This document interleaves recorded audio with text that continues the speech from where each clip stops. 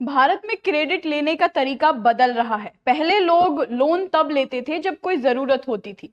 आज के क्रेडिट कई युवक के लिए फाइनेंशियल जर्नी की शुरुआत बन चुके हैं। नई पीढ़ी पहले बोरो करना सीख रही है, बाद में ट्रेडिशनल बैंकिंग प्रोडक्ट्स तक पहुंचती है। यही बदलाव ट्रांस यूनियन सिबिल और CRIF का हालिया रिपोर्ट में साफ दिखाई देता है। ट्रांस यूनियन सिबिल के अनुसार भारत में हर 10 में से 7 जेनजी कंज्यूमर्स अपना पहला क्रेडिट कार्ड मिलने से पहले ही किसी न किसी क्रेडिट प्रोडक्ट का इस्तेमाल कर चुके होते हैं। यानी क्रेडिट कार्ड अब पहला क्रेडिट एक्सपीरियंस नहीं रहा। इसके उलट 2018 में मिलेनियल्स की स्थिति अलग थी। उस समय 56% लोगों को पहला क्रेडिट कार्ड बिना किसी बोरोइंग हिस्ट्री के मिला था और सिर्फ 44% ने पहले कभी लोन लिया था। लेकिन 2026 तक तस्वीर पूरी तरह बदल गई। अब केवल 30% जेनजी ऐसे हैं जिनकी क्रेडिट हिस्ट्री पहला क्रेडिट कार्ड मिलने तक बिल्कुल खाली होती है, जबकि बाकी 70% पहले से बोरोअर्स बन चुके होते हैं। ध्यान देने वाली बात यह है कि ये बोरोइंग बड़े होम लोन या बिजनेस लोन की नहीं, इसकी शुरुआत छोटे छोटे फाइनेंशियल प्रोडक्ट से होती है। Mobile phone financing, consumer durable loans, small ticket personal loans, EMI schemes और बाय नाउ पे लेटर यानी BNPL जैसे विकल्प नई पीढ़ी के लिए क्रेडिट एंट्री पॉइंट बन गए हैं। रिपोर्ट बताती है कि पहला क्रेडिट कार्ड मिलने के समय 31% जेनजी कंज्यूमर्स के पास पहले से 2 या उससे अधिक एक्टिव क्रेडिट प्रोडक्ट्स मौजूद होते हैं।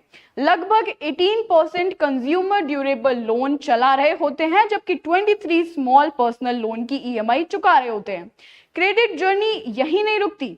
ट्रांस यूनियन सिबिल के मुताबिक पहला क्रेडिट कार्ड मिलने के केवल 1 वर्ष के भीतर 69% जेनजी एक और नया क्रेडिट प्रोडक्ट ले लेते हैं। मिलेनियल्स में यही आंकड़ा 55% था। इसका मतलब है कि जेनजी केवल क्रेडिट का इस्तेमाल नहीं कर रहे, बिल्कुल बहुत तेजी से अपने फाइनेंशियल इकोसिस्टम का हिस्सा बन रही है। CRIF की रिपोर्ट भी इसी बदलाव की पुष्टि करती है। New to new credit consumers यानी पहली बार लोन लेने वालों में 41% हिस्सेदारी अकेले जेनजी की है। वहीं देश के कुल बोरोवर्स में 65% से ज्यादा लोग 26 से 35 वर्ष की आयु के हैं। ये संकेत देता है कि भारत का क्रेडिट मार्केट तेजी से युवा ग्राहकों के इर्द गिर्द विकसित हो रहा है। इस बदलाव की वजह सिर्फ युवाओं की स्पेंडिंग हैबिट नहीं है। पिछले कुछ वर्षों में डिजिटल लैंडिंग ने पूरे बोरोइंग एक्सपीरियंस को बदल दिया है। पहले लोन लेने में ब्रांच विजिट, डॉक्यूमेंट्स और लंबी अप्रूवल प्रोसेस लगती थी। अब वही प्रक्रिया कुछ मिनटों में स्मार्टफोन पर पूरी हो जाती है। इंस्टेंट अप्रूवल, डिजिटल KYC और ऐप बेस्ड लैंडिंग ने क्रेडिट को पहले से कई अधिक एक्सेसिबल बना दिया है। अब किसी सेवा तक पहुंचना आसान होता है तो उसका उपयोग भी तेजी से बढ़ जाता है। क्रेडिट के साथ भी यही हुआ है। इसके साथ कंज्यूमर फाइनेंस की रणनीति भी बदल चुकी है। पहले ग्राहकों को प्रोडक्ट की कुल कीमत दिखाई जाती थी, जबकि अब मासिक EMI को प्रमुखता दी जाती है। डिसीजन मेकिंग का केंद्र टोटल कॉस्ट से हटकर मंथली पेमेंट पर आ गया है। इसी कारण कई परचेजेस पहले की तुलना में अधिक आसान महसूस होती हैं। बाय नाउ पे लेटर मॉडल इस बदलाव का सबसे बड़ा उदाहरण है। International journal of multi disciplinary research में प्रकाशित एक अध्ययन बताता है कि जेनजी को BNPL इसलिए आकर्षित करता है क्योंकि इसमें पेमेंट फ्यूचर में टल जाती है, जबकि प्रोडक्ट तुरंत मिल जाता है।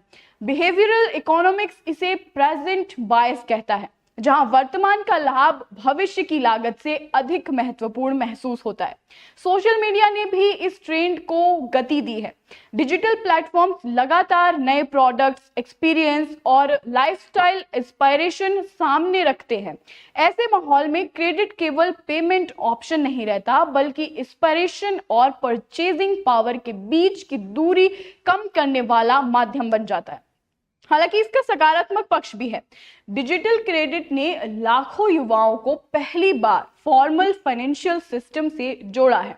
समय पर रीपेमेंट अच्छी क्रेडिट हिस्ट्री बनाती है, जो भविष्य में होम लोन, कार लोन या बिजनेस फाइनेंस प्राप्त करने में मदद करती है। इसलिए क्रेडिट स्वयं समस्या नहीं है। असली चुनौती रिस्पॉन्सिबल बोरोइंग और फाइनेंशियल डिसिप्लिन बनाए रखने की है।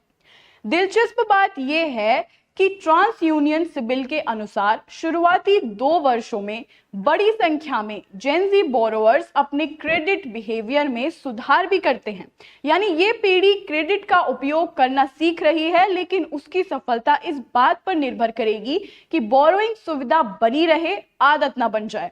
भारत की नई कंज्यूमर इकोनॉमी में शायद यही सबसे बड़ा फाइनेंशियल टेस्ट है। ऐसी इंफॉर्मेटिव अपडेट्स आपको आगे भी देते रहेंगे। देखते रहिए बिजनेस 24 टीवी।